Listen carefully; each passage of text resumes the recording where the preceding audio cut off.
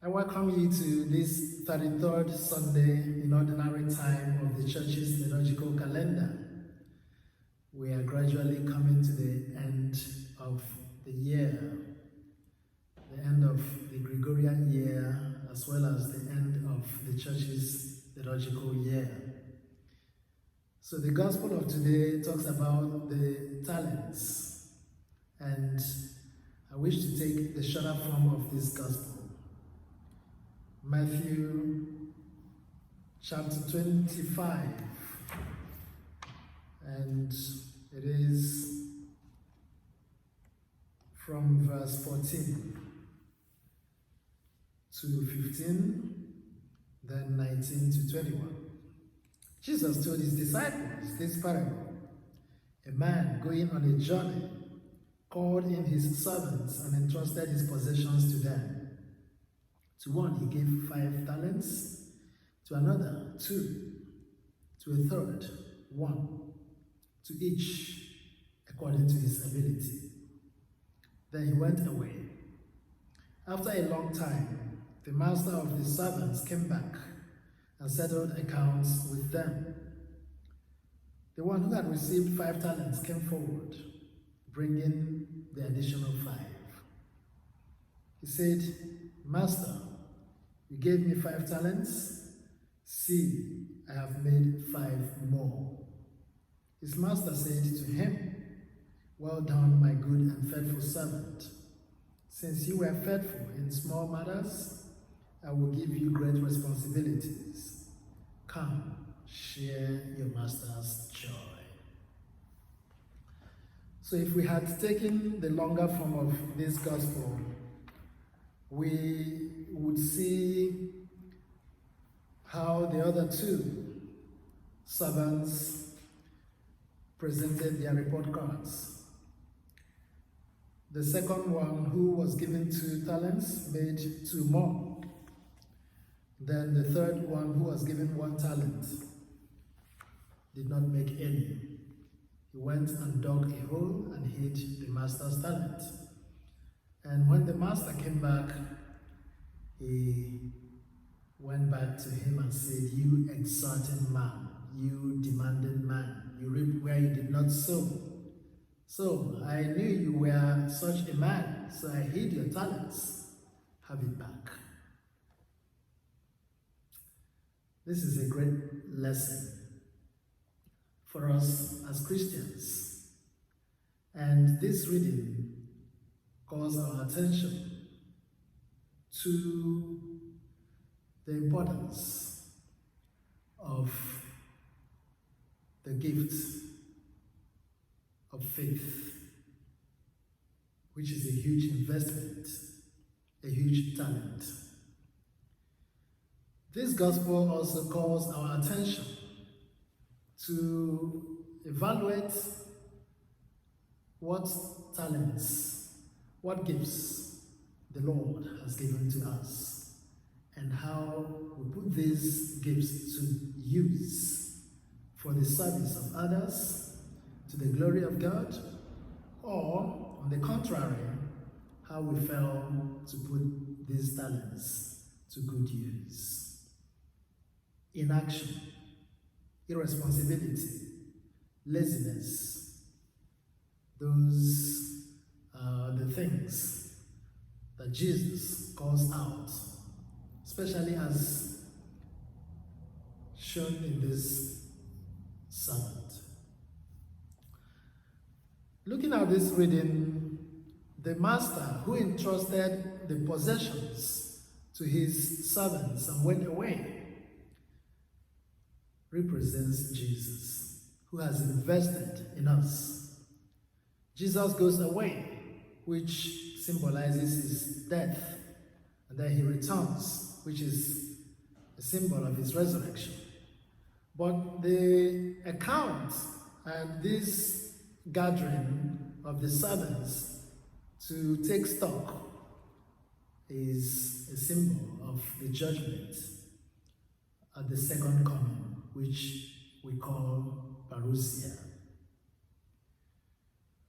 We notice here that the master gives 5 talents to one, gives 2 talents to the other, and gives 1 to the third, who eventually becomes the one who did not invest.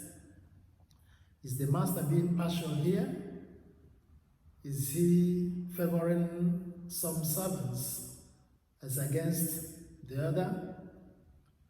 The answer is no. Here, the Bible tells us that he gave each according to his ability.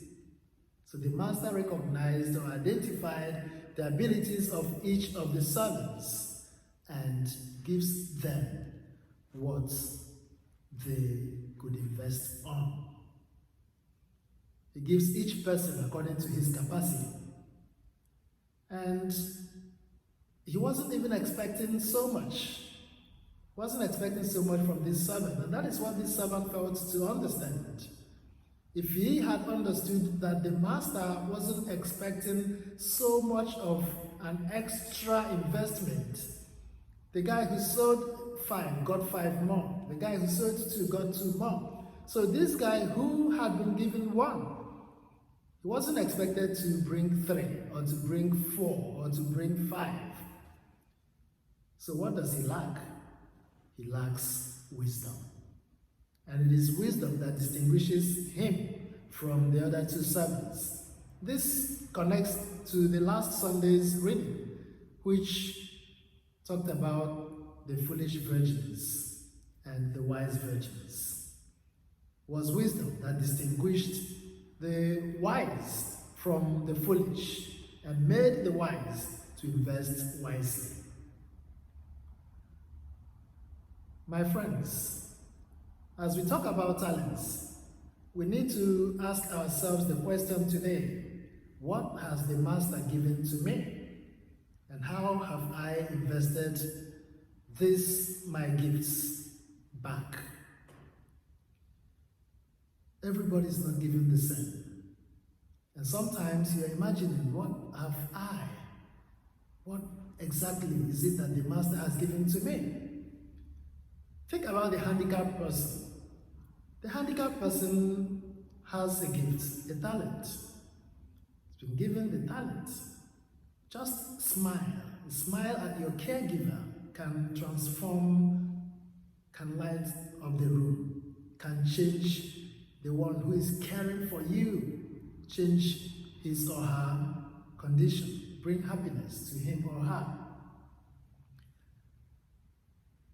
The usher in the church is using her talent. The musician who plays in the choir is using his talent. The sacristan who prepares the hosts, the wine for Mass, is using his talent. The extraordinary minister who assists the priest in giving Holy Communion is using his talent. The altar server who helps carry the candle, carry the cross, is using his talent. The man who opens the church doors is using his talent. The person who can teach, who has the gift of faith to transmit the faith to other Christians, who becomes the catechist, is using his talent. The woman who sings is using her talent. These are little things we can do in the church. The priest who is preaching, who is celebrating the Mass, I'm using my talent. But one thing is clear: the gift I am given as a priest is different from the gift that the choir master has. Is different from the gift that the usher has. Is different from the gift that the sacristan has. But each and every one of us brings our own gift, our own talent to the use of the community. And that way, we are able to bring a very transforming, enjoyable, lovely, wonderful liturgy of the Mass. Do you compare your talents with those of others?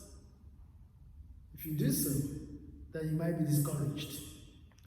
There have been great men and women whose talents have transformed the world. You think about great musicians in the category of Van Beethoven, correct? We think about great artists, great artists who have influenced the world, artists who have made real artworks and they have changed the world. Think about preachers in the church, great homilists, John Chrysostom, Anthony of Padua. These have great talents. Think about holy men and women, Mother Teresa of Calcutta. Think about Mother Angelica, who established the EWTN and today it's become a channel of transforming lives. If you go to the secular world, think about the likes of Zuckerberg, Mark, and Facebook. Think about Steve Jobs and Apple. These people invested their talents.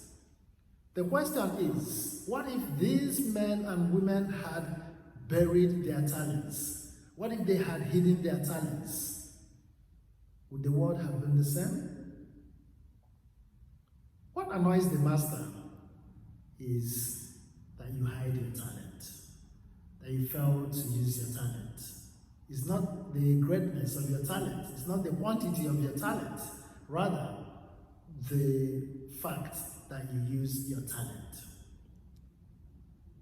So this is one way to remind ourselves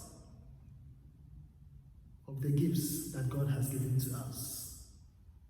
Then the greatest talent becomes the faith that each and every one of us has. The man who hid his talent failed to testify to the master, failed to bear witness to the strength, the goodness, the love, the care of the master. But others invested. They contributed to making known the love of the master. So it is good today to find out how much we invest in our faith in the world, how much we testify to our faith. The Master has given us so much, so much. There is so much we can be thankful for, so much to be thankful for. And I want to challenge you today. Discover your talent and put it to good use. The Master will be so happy, so happy. See what he said at the end of that reading. He said,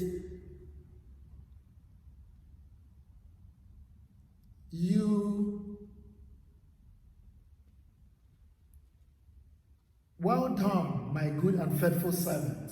Since you were faithful in small matters, I will give you great responsibilities. Come, share the Master's joy. Who wouldn't want to hear that? Who wouldn't want to enjoy with the Master? Who wouldn't want to hear good words? The Master says, come and share your Master's joy. If we invest in our talents, then we'll be part of the Master's joy. My dear friends, bloom where you are planted. That space of work, that space of worship, that space of family, that space of friendship, of relationship, that is your talent.